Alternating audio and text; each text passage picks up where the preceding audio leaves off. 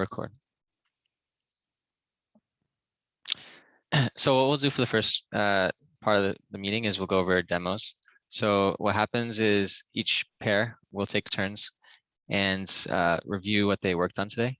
So usually one person can demo what they built, and then the other person can review the code and show that off. So is any group in particular interested in going first?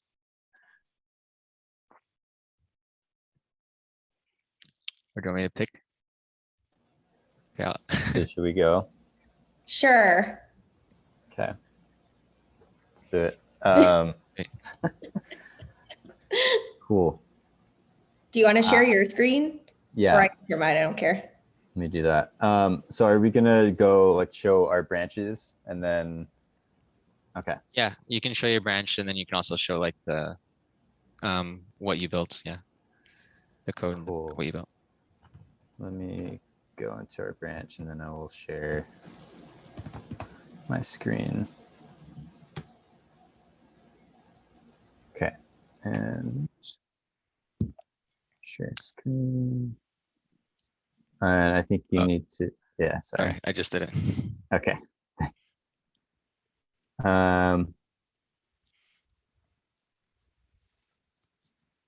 Share, okay, can you see this? Yeah. Mm-hmm. Cool. So this is our branch. So I guess, yeah. So Kelsey and I, we knew that one of the first things that we did was we installed the dependency for React Router right here. And we wrapped in the index.js, we brought in the browser router, and we wrapped the app component with that.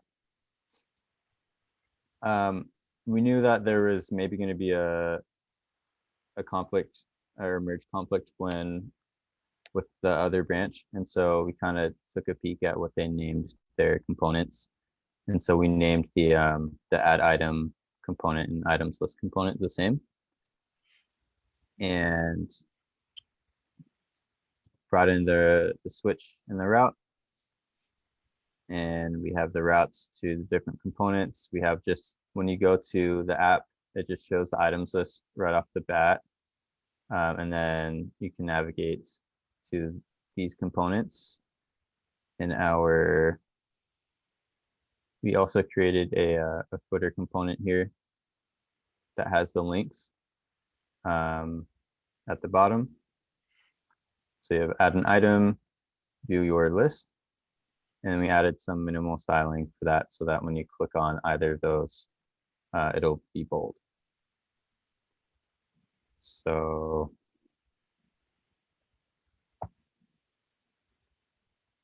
yeah, I guess I'll just start it, and then Kelsey, if you have anything you want to add. Nothing that I can think of. The add item and items list components that we created, since we knew that the other team was doing more with Firebase, we just made placeholders just so that we could see that our linking and routing was working. But yeah, other than that, I think Issa covered it all. Yeah. That's what we had. So Awesome. Yeah. Amazing. Way to be so forward thinking. That is brilliant. That's like next level. Good for you, taking a peek at their code and like working as a whole team, like recognizing there are other people out there working on things that your code's going to touch and navigating that. Really great job. Thank you. Yeah. Am I still sharing, or is it not anymore? Trying to. You are. You're still sharing. We still see. You want to show us something Okay. else? All right. I was trying to figure it out. Thanks. Really good Awesome, job. thank you.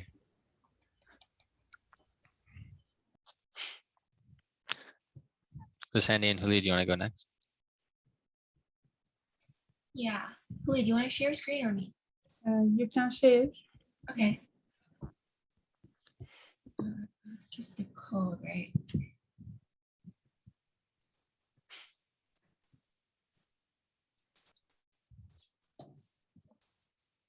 let's start off with Firebase.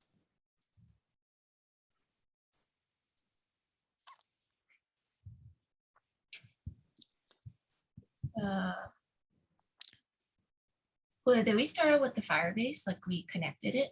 Yeah, first we imported Firestore. I mean, first I installed Firebase and Firestore, npm install.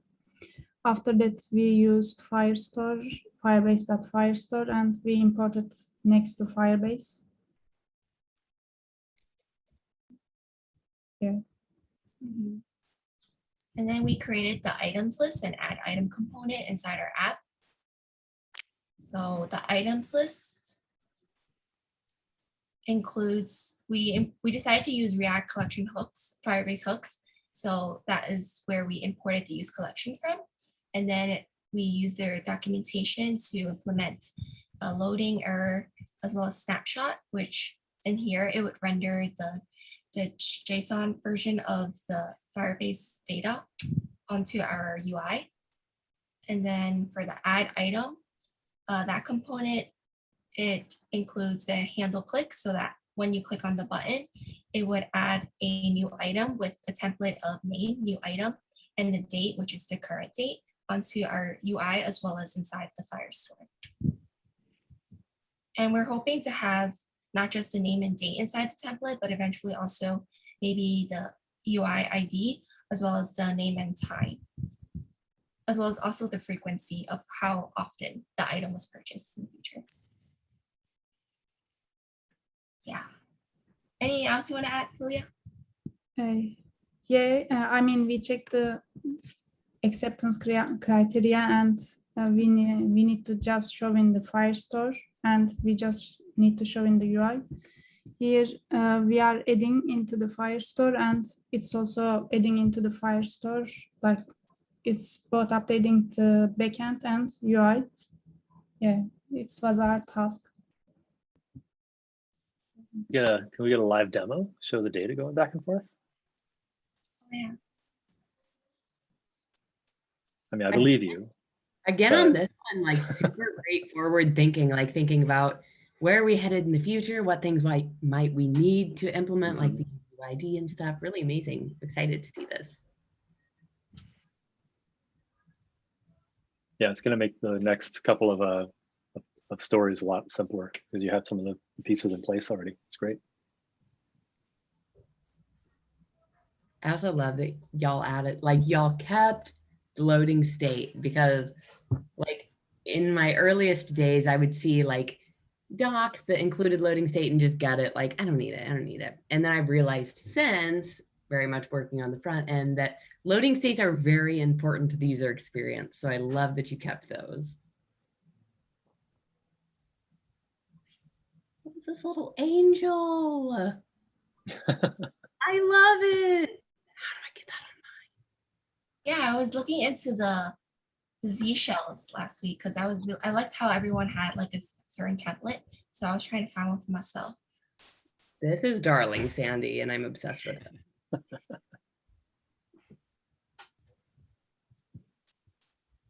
So once this is running, what might work well would be to have two browser windows open where one shows the actual Firebase console and the other one shows the browser, and you can like show updating one, updates the other, and all that stuff. Oh, brilliant. I love that. You might need to run npm install to fix that. Oh, and then- no wonder. Okay.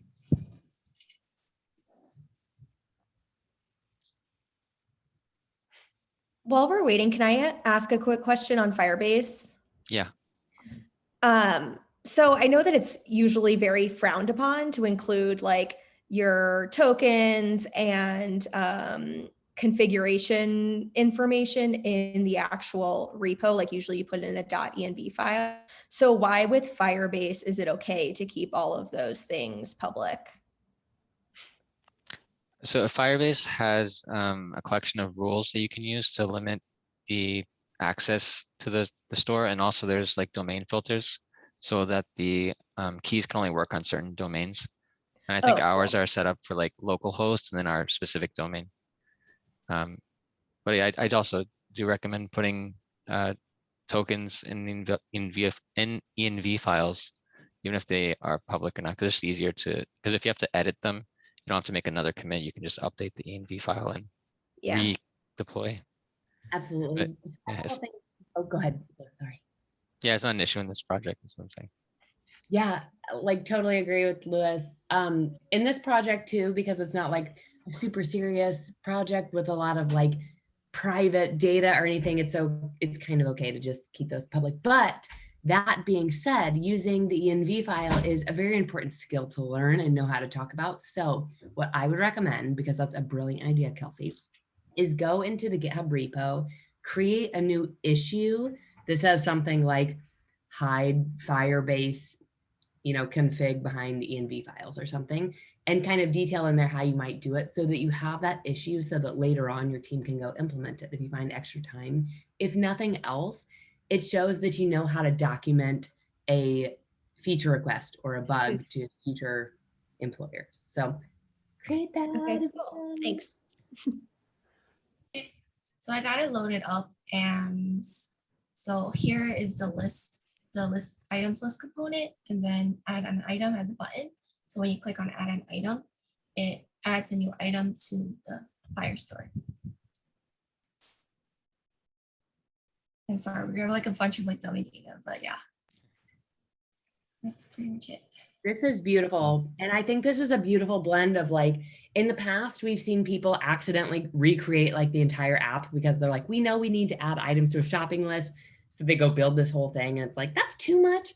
And then we suggest people like very simply just add a counter button. But this is a really forward thinking idea of we know what we're going to have, but we don't want to over implement things. So we're going to do the bare minimum to set ourselves up for success in the coming weeks. So I love it. Amazing job. Great job, everyone. So early this week, how did the reviews go? Did you guys were you able to review the PRs from each of the pairs well? Everything was good. Yeah. Cool. So today's learning module is going to be on code reviews. So hopefully this will help out in future reviews as well. And Scott's going to run the module as well. I guess that's probably my cue to share my screen and start talking about it and stuff, right? All right, let me do that. Share desktop 1. Cool. Okay. So I'm going to talk to y'all today about code reviews, and I'm actually really stoked to be doing this particular topic just because I have found that code reviews are my preferred way to learn things in basically any computer science context. So I hope that by the end of this, you'll all be as absurdly obsessed with them as I am. It's actually kind of deranged how much I like code reviews, but we'll get to that bridge soon enough. So overview of what we're talking about today. And by the way, I'm not covering all of our learning modules going forward. You won't have to listen to me do this probably ever again, but I just happen to be very interested in both Git and CRs as topics. So I pulled both of those when we were assigning presentations to do. So anyway, today we'll be talking about AVL, what's a code review? 2, what the code review cycle looks like. Number 3, what makes a great code review? How do you do one really effectively for someone else's code? Number 4, how can you help other people's to review your code? How can you write very reviewable code and make your PRs really receptive to that? And number 5, how can you do those reviews? How do you actually conduct a review of other people's code? And finally, we're going to look a little bit at how you navigate code in GitHub specifically. So that's kind of the overview for today. And this time I promise not to go off the rails too much with examples that aren't in the presentation, but I did look at some interesting repos online and I found some examples that I think might be helpful. But anyway, let's first talk about what a code review is in the first place. Basically, it is a structured conversation about a set of changes to some code. Specifically, it's a conversation about a pull request. And it's one of the best places to teach and to learn. And it's in particular, it's the kind of space where someone who has written a code or a team who has written code gets to share their work and ask questions about how to make it better. And you as a reviewer and as a submitter can improve as a developer a lot through this process, because you get to benefit from other people's experience. You get to benefit from their experience with whatever programming language or technological domain maybe they might have that you don't have experience in or expertise yet. And it helps your team to give you that knowledge and to decentralize, to stop sort of single points of failure in terms of expertise. Once you learn something by implementing it because someone told you to do it maybe a slightly different way, you have that knowledge going forward, and it helps to kind of just spread it around. It also helps to share responsibility, because it's no longer just you on the hook for committing and pushing some code to main. It is the responsibility of whoever reviewed that code to say, I approve this, it's good, I have the experience to say for sure whether or not this is for real, and it is. And so in that way, it helps to sort of contribute to a blameless culture, or at least to a culture where you sort of arrive at changes through the process of multiple people approving them. And that contributes to a code base that has had more than one set of eyeballs on every single change that goes into it, including maybe people have context about different parts of the code base that you weren't thinking of when you're making a change. You might touch component A, unbeknownst to you, there's a dependency on that somewhere else, but another reviewer in the org gets to take a look at it before you, and maybe help avert narrowly some changes before they come up and cause you problems in the change you're making. So in that way, code reviews help to make healthy code bases, and they help to make healthy teams, and they also help to make anyone who's lucky enough to benefit from one just a better developer every single time they get their code reviewed. If you can't tell already, I'm crazy about these things. So there's a pretty basic cycle to this. You'll open a PR, you've made a bunch of commits, they're all stacked up and ready for a pull request. Once that's been submitted, ordinarily there's different organizations have different processes for requesting CRs. In my company, what we do is we'll just in Slack, CR please, and then you post a link to the pull request or the merge request or whatever. This is a good occasion to use Slack's features as well. Like when I'm reviewing someone else's code, I'll make a little eyeballs react, like to say looking at the code, and this is built into the Collab Lab Slacks, like most frequently used emojis from the get-go, which is really handy when you're when someone posts like CR please in Slack. It's really good practice to let them know when you're looking at it by giving it a little eyeball react. So at this point, feedback comes in from anyone on the team who's interested. The problem of making sure that anyone who might be interested and have input gets to see your change actually multiplies in larger orgs, and so that's a key component that is in the real world that you'll face. But in our case, it's a lot more trivial than that, because everyone who's going to see it is pretty much already looking at that Slack in the first place. People will want to give you ideas on how to make your code better. We'll talk about what specific kinds of feedback is most welcome and most useful later, but then you'll go ahead and and you'll commit again, and you'll push those commits up to your GitHub branch. Maybe there's more feedback. That part is a rinse and repeat sort of segment of the cycle. And then finally, you'll get an approval. There's an approve button in GitHub that makes it really easy. And once it's approved and passes CI, you can merge.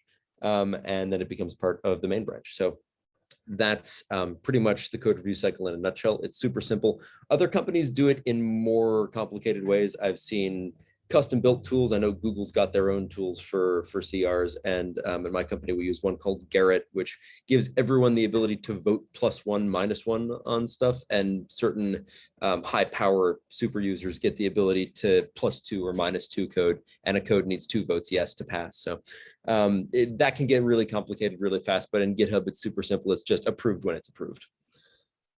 So let's now talk about the important stuff, the meat. What makes a code review a great code review?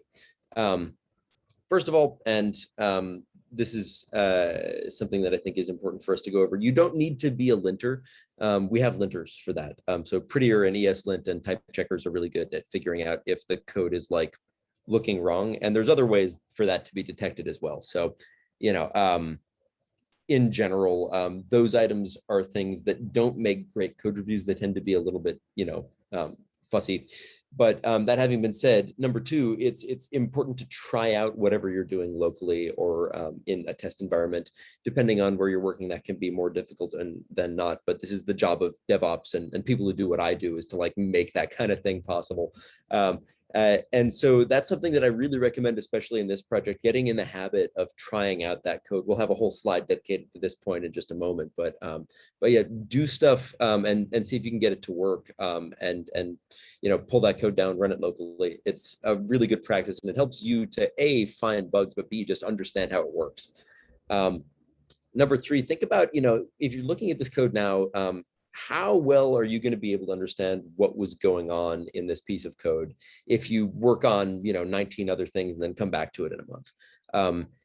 In some ways, this comes down to writing idiomatic JS or idiomatic whatever language you're using, such that it's generally understandable to people familiar with the languages and the tools involved. But in other cases, it's just down to clarity. Sometimes you want to encourage people to document stuff with inline comments if it's super exotic in terms of its structure. You also might want to encourage people in code reviews, once you've got some experience under your belt, not to use super exotic structures.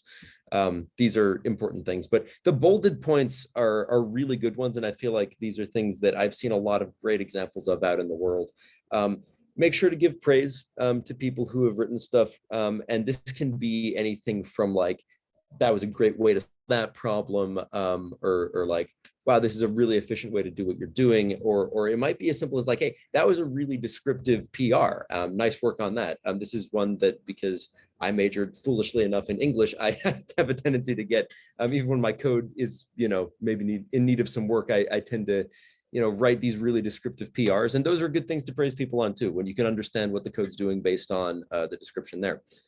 Default to approval. Now, this is an important point, but I think the way I would interpret it specifically is, come at it from a mindset of wanting to approve the change, wanting to see it merged into main. And this gets, I think harder and harder as you get more jaded as a software engineer, but it's a good thing to bear in mind, to just be positive about it and want to see it merged in, because there's a good reason why most code it gets into a position where it's in a pull request in the first place. And just be kind and be empathetic, and just remember that people who have written code are doing their best as well, and everybody's learning. That's what makes a great review, is understanding that even if something doesn't look perfect, it's a teaching opportunity, and everyone's usually grateful for the opportunity to teach and to learn. And I think that's why CRs are such a great process. And so yeah, you can there's another good item that makes a great code review is, you can sort of help others understand your changes, which we're going to talk about. This is again sort of the bi-directional teaching and learning thing. We'll talk about this a little bit, and how to write code that is easy to review. So we'll come back to that in a minute. But when you're writing a code review, try to answer any questions that come up, and take your time. I think this is an important one for when you're reviewing someone else's code. Is don't push for a quick like thumbs up, looks good. Sometimes there's a place for that, but in general, try to approach everything with an air of trying to really get your head around understanding it. And this comes back to number two: try features locally. Run it yourself. See if you can understand like everything that it's doing and all of the possible ramifications and context. So I think it's because of what we talked about forward. This is an area where you can share responsibility. And where you get responsibility as a reviewer for making sure that code is good to go.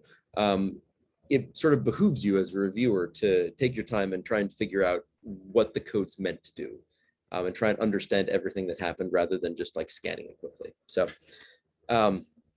I promised there would be a slide about this, but run the code, run the code, run the code. Run it yourself, run it locally. If there's a test environment, run it in a test environment, especially for more complicated code bases. That can be really important. This gives you confidence that it's actually going to work and that it's not going to break something.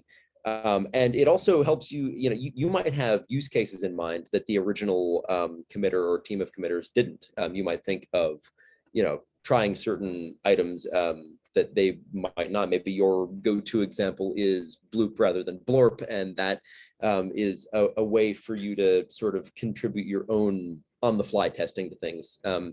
And that helps you catch things that you wouldn't if you just sort of like looked at the code. And definitely don't just +2 without looking at the code. That can cause some real problems I've seen in my day. And you also should check the PR. This, especially as you get out into the wider world, you'll see PR descriptions can include instructions on how to run the code and things that might be important for that. And if you're not sure exactly how to do this, ask questions. Ask questions of the folks who wrote the change. Ask questions of your mentors. They might have some ideas about what you might need to do to get it up and running, but that's an opportunity. Just because it's like extra steps, it can be very tempting to not run it, but I recommend this in every possible circumstance. Right, so how can you write reviewable code? I mentioned this at the top, and I think it's maybe the single most important thing you can do. Write PR descriptions, and if possible, write meaningful commit messages to help people understand what's going on in the change that you made. Our GitHub templates for PR descriptions they've got a lot of helpful sections. I would recommend you take a peek at them. A lot of places do this, but definitely self-review your code as you're doing that. Make an explanation for why you did what you did. I tend to want to do when I'm writing a pull request, the first like paragraph is always, currently the system works like this, and that causes ramifications in X and problems in Y. And then the next section is, therefore, this code modifies method to do this. The return type is here, that has effects over there. So on that basis, we've decided to make the following changes to the spec and the tests. And I tend to go into pretty good detail, and I would recommend that you do too. It's great practice. And it helps you, I think, to maybe be able to flesh that out. It's also, by the way, useful PR can be great material for if you're putting together like a presentation about work you're doing later. A lot of companies have opportunities for you to present your work to others and to share what you've done. A good PR will, like, a month or two down the road, you might need a quick reminder for exactly why you did something the way you did and what the problem was in the first place. So that's great motivation for including like context in that fella. So yeah, review your own code as you're writing that PR description, and ask questions. I have a lot of PRs of my own professionally that include questions that when I'm submitting them for review. I actually just put up one of these where I noticed that we've got a situation where we're returning an code that's based on some sequential checks. So we'll check something and the status code will get set to 512 under one kind of error. And then there's another line where the status gets set to 513 if there's a different one. So that bottom error is shadowing the top one. And I put a question in my pull request for work. It's like, hey, do we want like a separate error code for if both of these things have gone wrong? And then people are able to write in the comments whether or not they think that's the case or who I should talk to about that. That's just one example, comes up a lot. Screen capturing tools are really helpful for this too. Loom is a tool for doing a screen recording with, you can sort of have your own little portrait down there and you can narrate what's going on. And Skitch, I believe, is similar. I know Zappy is also really good for, like, you can take a little screenshot of part of your screen and stuff can happen on it. And then you can annotate it with arrows and text and stuff. That can be really helpful. And I actually recommend editing images and screen recordings as GIFs if possible. I think I just made a lot of people mad by pronouncing it GIF, but let's get past that. But I think, if you include those in different parts of content for GitHub, both in PRs, in the descriptions for items, I'll actually pull over to this. You can see there's this item called Vim Cubed. If you've never seen, GIF content embedded in a README, for example, this is what that looks like. A lot of people use Vim in 2 dimensions, but as for me, I like to do it in a constantly rotating cube. So you can see having a GIF in here that shows exactly what your code does in the UI is really useful. It shows you this item and you would never want to install this. So, and it kind of explains why right in the GIF, but that it can be useful for reviews if they can indicate what's going on with a change in process. Right, so moving past the how and the why of code reviews, let's have a look at GitHub and some of the items that are important as you're sort of navigating through someone else's PR and doing a code review. I'm going to move over to GitHub here, but here are some items that are highlighted that I think are really good to call out. You can, if you're looking at files changed, that's the first place you want to go. That's why there's a 1 here. Check out files changed first, because that shows you the actual code that's been changed in a particular PR. And then there's a link to select commits. You can walk through in time to see how the code has changed between commits.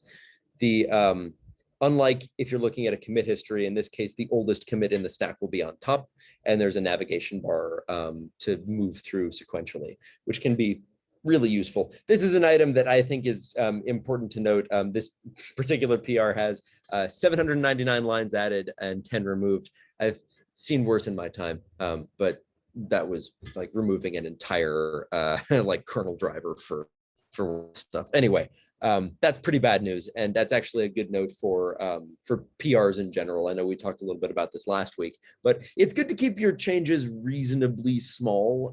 That's going to be a giant headache for whoever's reviewing this to step through 800 lines of new code. As a courtesy to people who are reviewing your code, it's usually a good idea, wherever possible, to keep your PRs relatively compact. It's not always possible, especially as you get into segments of your career where you're just ripping out entire components. But especially working on smaller features, you can usually keep the changes to less than 800 lines. And I think for me, I try not to, like I recognize when I'm committing something that's more than about 100 lines, I'm probably taxing the reviewer's time quite a bit. So that's a good thing to bear in mind as a committer and as a reviewer, that like the time commitment for reviewing lots of code is substantial, and it also increases the odds that whatever you're working on is going to impact things that you're not maybe aware of at the time. So the more code you change, the more likely it is you're going to have to make some changes to the review yourself later on, that there might be a longer review cycle, and so it can actually kind of increase in exponential time, which is tricky. I wanted to review this actually in GitHub, so you can kind of see what this looks like interactively. The static screenshot is good, but let's take a look at a PR for Vim cubed. This isn't my project, by the way. I just think it's funny. So here's a PR to free the cube from its window. When you run Vim cubed, I'm not going to run it for you now, but it runs in a little window on the screen as just a constantly rotating cube against that star background. So the first thing we'd want to do in reviewing a change is go to files changed, like I said. And here you can see, looks like a binary file was modified. You can see there's some minuses and pluses. They removed some imports and they removed some of these other items. So you can review the final state as it is of what would get merged into main this way. And you can also step through looking at changes from all commits. You can change that to the first commit. You can see this isn't a terribly descriptive commit message, but you can pop through different commits and see where the state of the file was at any individual moment by hitting next and previous to step forward through time. I thought I would also show you a really good example of a code review process on GitHub. So the Terraform project is one of my favorite tools because I work in infrastructure. Terraform is a tool for changing around and deploying virtual machines and different kind of AWS and GCP, whatever kind of cloud components you like with code. It's really neat. I use it all the time professionally. And so this is a change. I just thought we would take a look at some really good examples of how code review tends to work. This person has written up a really good message for the PR that shows like, here are some of the problems we currently have with the var command line option. A user has to mess around with both the shell they're using, also likes to use the var command, and also Terraform has a parser that does it for its own. Here's what's wrong with that, and here's exactly how we're going to address it. You can see this person has just gone through and done looks good to me. So they, I believe, made an approval, but then some other folks came in and made some specific items that they wanted to kind of address. You can quote particular parts of the code in your review. They have mentioned on these lines that maybe some of the examples for Windows should reference terraform.exe instead of the regular binary that Mac users use. And these folks in the comments are talking about like maybe why they did it this way. This is the author talking about, okay, that's, you know, kind of their reasoning. And they also are careful to, you know, thank the reviewer for their time.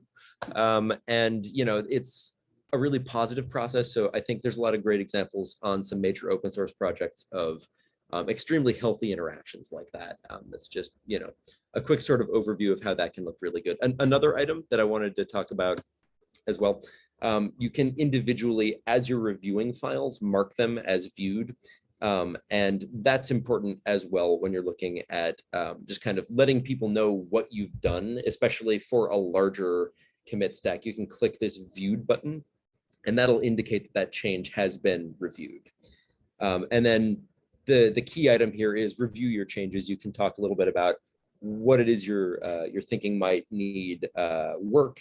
That's a comment change. You can also include comments in an approval, or you can specifically request changes. Those are the different options for GitHub.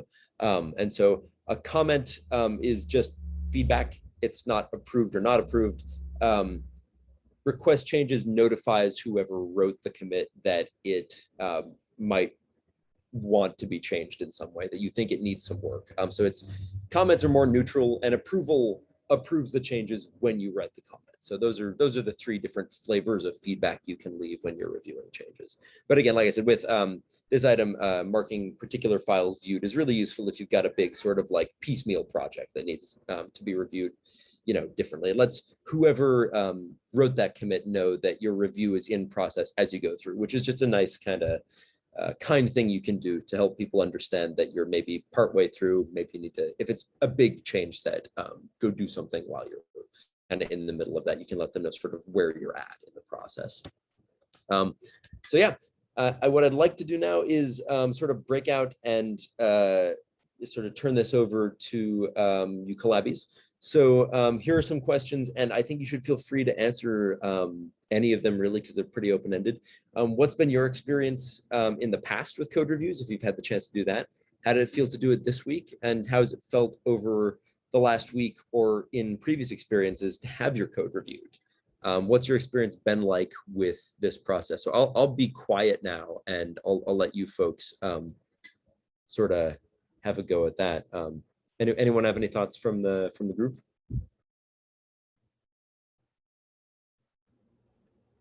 I can start. So my experience has been pretty limited. I mean, in my boot camp, we would do some code reviews with our instructor, but generally they weren't very helpful. You know, I guess because our instructors were working on so many other things, they didn't have as much time to review our code. And so they would kind of come in and say, okay, what can we help you with? Like, what questions do we have? So code reviews this week was really my first experience with reviewing code in a more structured way. Yeah, adding on to that, I went to the same boot camp as Kelsey, so I definitely agree with that. And I'm not used to like how structured the Collab one was like, so I really love that you could actually put so many details inside your pull requests. And also the approval part, my teammates in my boot camp, we would just simply approve a pull request. We never really checked it. We just trusted that our teammate knew what they were doing and just simply approved. So it was really cool to be able to see that there's a longer process that goes into making sure that questions are clarified and everyone is on the same page of what's going on. So I really like that.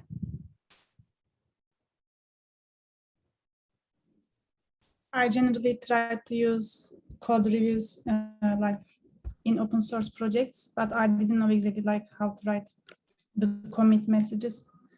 That's why like I didn't know how to use it. With Collab, I'm more understanding, and I think like we need to have a good understanding of how to work with GitHub. I mean, I know everything, but it's everything in theory. I know how to do it, but when I try to use it in projects, I'm like shocked, like I don't know how to continue. That's why this was my first code review, and it's very good for me. Cool. Sorry. Okay. I was just going to say, similarly to the others, I also haven't had much experience or any experience with code reviews. And so it was, yeah, I like that there's kind of like a etiquette to how to do them. And I think it's helpful to be able to test out, the features locally, and when the other developers add a description, or also just like good positive affirmations and stuff. It's really helpful. So I didn't mean to butt in before you started talking, so that was my bad. But yeah, so I feel like this is a really important item. It's important not just because of the growth that you get out of it. I mean, I think that's the main thing, is that like everyone benefits when people are doing code reviews well and working together with this. But it's also a really important item for just on a transactional basis. When you're doing interviews at tech companies, many of them will have code reviews as part of that. You might have to give one on someone else's code, and you might also have to like have your code reviewed. And so this is a really important item as you're sort of like popping along on the job hunt. I've interviewed at a number of companies that asked me to be on one side or the other of the CR game, either with code that I wrote for part of the exercise that they make you do for just like coding ability, or on the side of it where you maybe need to review some code and find everything with it that is reviewable. But I think it's also, those are soft skills tests as much as they are tests of the ability to like spot broken code. And that's, I think, just an important thing to bear in mind as we go forward here. So that's, I think, almost concludes the presentation. There's a bunch of links here that I would recommend everyone check out if you take a peek at them. These are areas where people have written mightily about the different sort of practices for writing code reviews. There's a lot of great examples online of good code reviews, bad code reviews. And I think this is a great collection of items. I've looked at most of these about just like sort of how you can be a better reviewer and write more reviewable code. This, I think, in my mind, is the single most important like thing you can get good at as a software engineer. And so I hope to see lots of great CRs out of you folks as we go through, and we'll work on developing this skill together, because it's one that takes practice.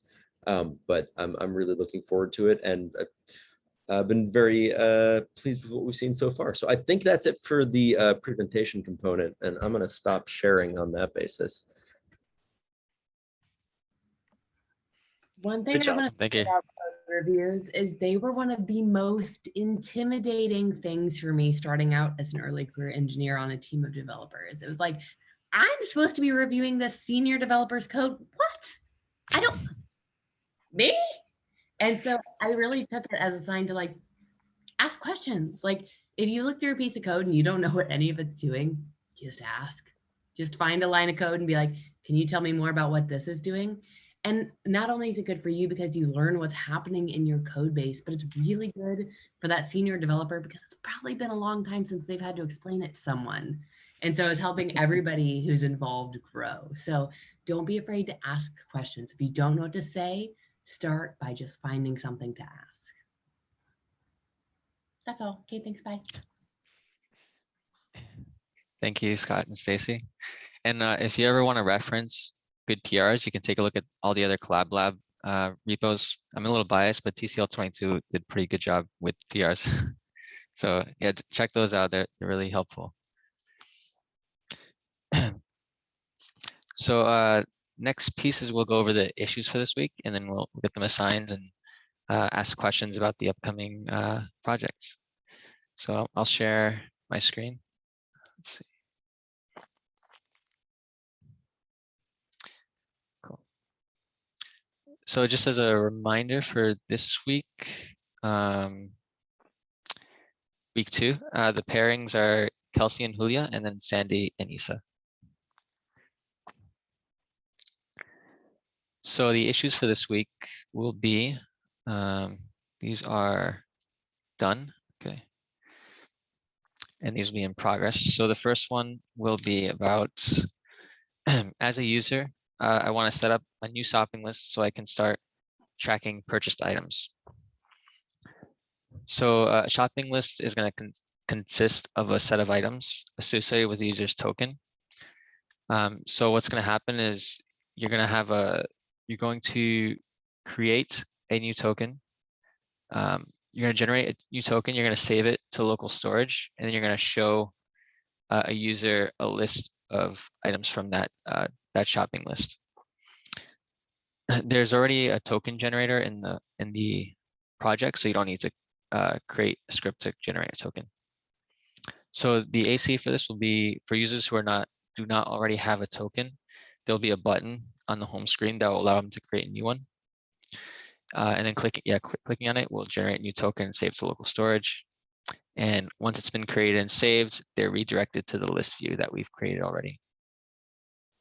And for people who don't have a token already, they should be redirected. They should be redirected to the list view. So eventually the home page is going to have a series of different actions separate from the item list and the add items. So right now, I think the item list and the home page are the same right now. So this will be the start of splitting those up. And I would recommend taking a look at this, the wireframes, which I believe are in the repository if you want to get some inspiration. You can go to the _resources and you can go to the wireframes to see sort of what the project may look like. And the fourth item will be, as a user, I want to add a new item to my shopping list so I can start recording purchases. So we already have the function already to add data to Firestore from last week. So what we're doing here is we're going to have a form that we're going to create, which will have an item name, as well as a selection for how soon they'd like to buy it again. So soon, kind of soon, or not soon. And then when the user submits the form, it's saved to Firebase and it's associated with the user's token. And along with the item name, that select dropdown will be associated with a number. So 7 for soon, 14 for kind of soon, and 30 for not soon. And for now, you can just set a field in Firebase to the last purchase date being null. And item names should be displayed in a simple unordered list, similar to what they are doing already. So both of these tickets are going to be dealing with the token. So there might be a point where you might need to communicate with the other pair to make sure that, just like last week, that you're not stepping on each other when coding. So does anyone have any questions about these two issues?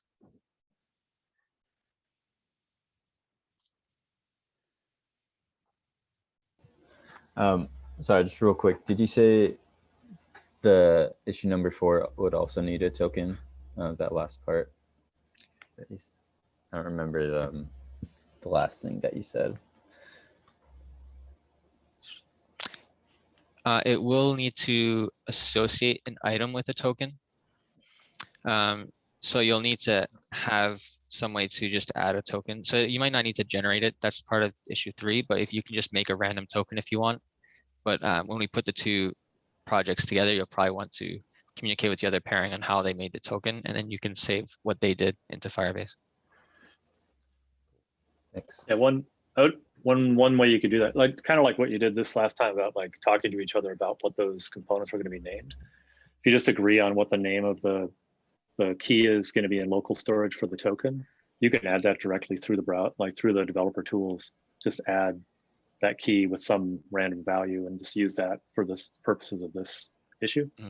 And then when they do the actual token generation, it'll just associate automatically. Thanks. Could be helpful to work a little bit across the whole team and collaborate as a team of 4. Just a little bit. Just be in communication, be transparent, be loud and noisy, and ask questions when you have them. And mentors, we're here too to help out if you have questions on Slack. So feel free to use us as resources.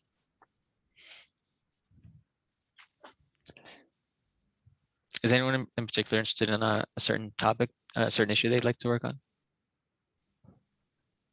Luis, I told you before, I need to, like, I'm not available from Monday till Saturday next week.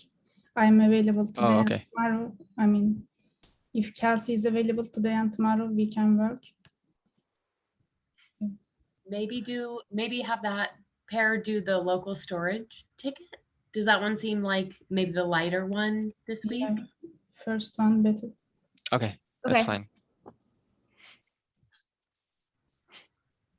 And then just see how far you can get. And I think this is a really good opportunity to like, because this is something that happens in real life. Like I've got some, next week you should see my team's out of office schedule is ridiculous. We're all out of office like several days and they're all patchy, but this is the kind of thing that happens in real life. So work together to get as much done as you can on that first day. And then whoever takes over for the rest of the week, just be really vocal with the rest of your team when you need help. You know, post in Slack, your teammates or your mentors can step in to help you when you need it. And then just make sure we're like documenting the progress as things go. And when Julia comes back on Saturday, reconvene, catch her up on where things stand, and use this as an opportunity to really explain the code to her so that she can be in the loop and doesn't feel like she got left behind when she was out, because it's all of our responsibility to make sure we're lifting each other up and making sure everybody's on the same page. So this is a good real life experience is all I'm trying to say. And to just be transparent. If you need help, we're all in this together and there will be somebody here for you. All right, so I'll give Julia. Let's see. And was it Kelsey? Yeah. Okay.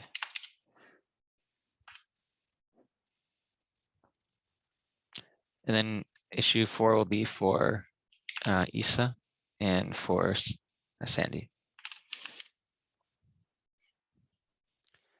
So if you feel like you can't get this done by Monday, don't worry too much about it.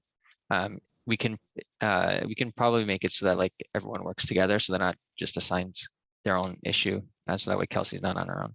So that we can, so all, the other 3 can work on both issues together if that happens. So don't feel rushed if you can't do it by Monday.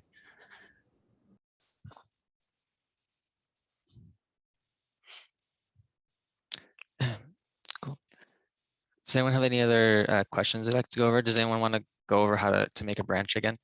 Or do they feel like they have a grasp on that?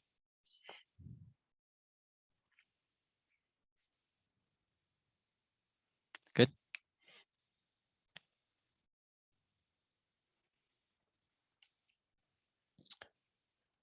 Awesome. So yeah, feel free to reach out to us on Slack.